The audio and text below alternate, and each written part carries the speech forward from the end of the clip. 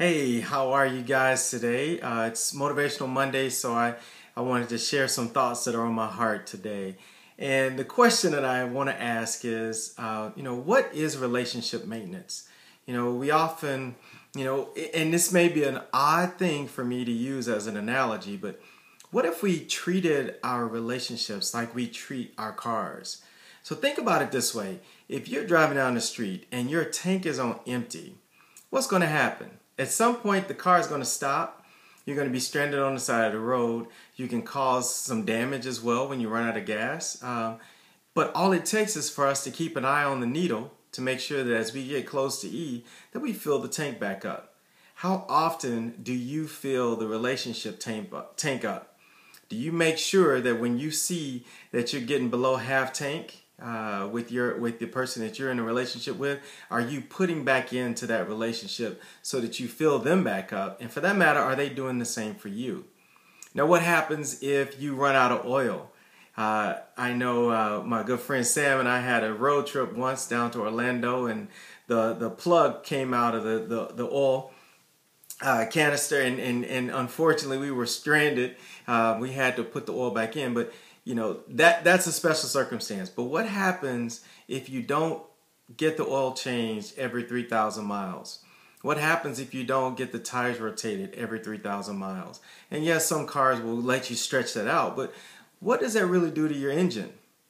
Yeah, you can continue to drive along with the bad oil, but at some point the engine's not going to run as smoothly, and you can end up having some major damage to your car if you're not doing the little things that you need to do to maintain it. The same thing with your relationship. If you're not putting the oil into your relationship to make sure that it runs smoothly, to make sure that it's maintained, then guess what? Eventually, you're going to have problems with the car or with the relationship. Now, here's one that I really don't understand, and I hope that somebody out there can answer this for me. If I'm driving down the street and all of a sudden I've got this weird noise that I'm hearing, or there's a light that pops up on the dashboard that says check engine. Now, if I pull up to my mechanic and I say, hey, listen, I got this really strange noise that's going on in my car right now. Would you do me a favor? Can you just listen to the noise? And then I get back in my car and I pull off. What do you think might happen?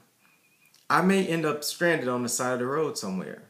My car could break down, and that noise, that knocking, that whistling sound, whatever it is, could very well be a clue that something major is about to go wrong with my car.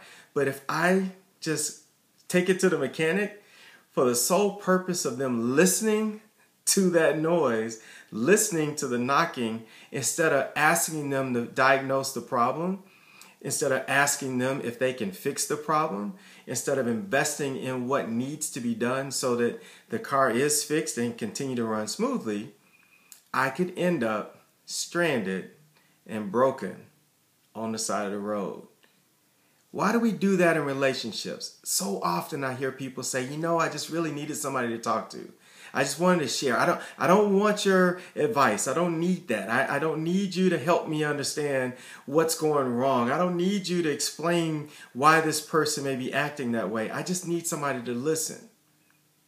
But what happens if all we do is share, allow people to listen to us, but then they don't diagnose the problem for us? They don't give us the tools that we need to fix the problem. We end up broken and unfortunately on the side of the road in relationship too.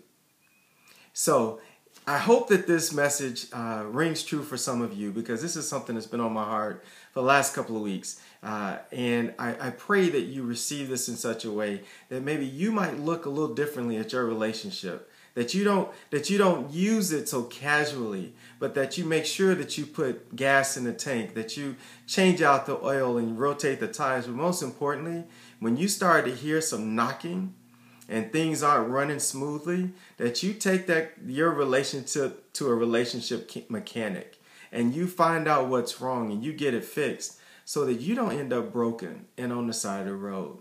So I pray that each and every one of you are blessed this week. I look forward to hearing from you, and thank you so much for the love, and I'll talk to you soon.